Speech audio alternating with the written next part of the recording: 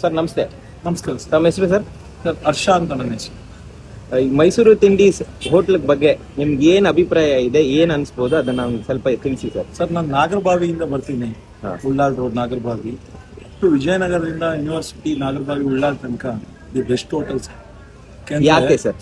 ಯಾಕೆ ಅಂದ್ರೆ ಇವೆಲ್ಲ ಏನಿದೆ ಮಸಾಲೆ ಟೇಸ್ಟು ಎಲ್ಲ ಈ ದರ್ಶಿನಿಗಳಲ್ಲಿ ಉಡುಪಿ ಸ್ಟೈಲಲ್ಲಿ ಇಲ್ಲ ಸರ್.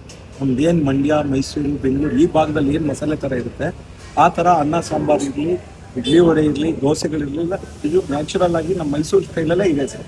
ನಾನು ಇದಾಗಲೇ 3-4 ಸಲ ಬಂದಿದ್ದೀನಿ ಸರ್. ನಾನು ರೆಗ್ಯುಲರ್ ಆಗಿ ಬರ್ತೀನಿ. ಏನೇನ್ ಟ್ರೈ ಮಾಡಿದ್ದೀರಾ ಸರ್? ಸರ್? ಇದಕ್ಕೆ ಹೊತ್ತು ಬಂದರೆ ಇಡ್ಲಿ ವಡೆ ಸಾಂಬಾರು, ಈಗ ಕೂಡ ಇಡ್ಲಿ ವಡೆ ಸಾಂಬಾರೇ ನನ್ನ ಫೇವ್ರೇಟು.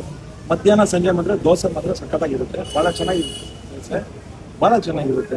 ಆದ್ರೆ ಏನು ಅಂತಂದ್ರೆ ಈ ಮಸಾಲೆಗಳಿಗೆ ಏನು ಯೂಸ್ ಮಾಡ್ತಾ ಇದ್ದಾರೆ ಈ ಹೋಟ್ಲಲ್ಲಿ, ನಮ್ಮ ಮೈಸೂರು ಭಾಗದಲ್ಲಿ ಏನು ಸಾಂಸ್ಕೃತಿಕವಾಗಿ ನಮ್ಮ ಪಾರಂಪರಿಕವಾಗಿ ಏನು ಯೂಸ್ ಮಾಡ್ಕೊಂಡು ಬರ್ತಾ ಇದ್ರು ಅದೇ ಥರ ಇದೆ.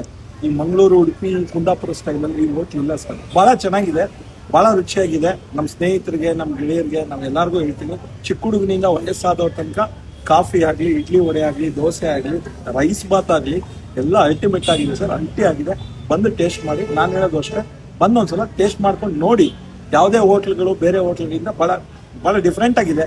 ಭಾಳ ನಮ್ಮ ಮೈಸೂರು, ಹಳೆ ಮೈಸೂರು ಭಾಗದಲ್ಲಿ ಏನು ಟೇಸ್ಟ್ ಬರ್ತಾ ಇದೆ ಅದೇ ಟೇಸ್ಟಲ್ಲಿ ಮಾಡ್ತಾರೆ ಸರ್. ಭಾಳ ಚೆನ್ನಾಗಿದೆ.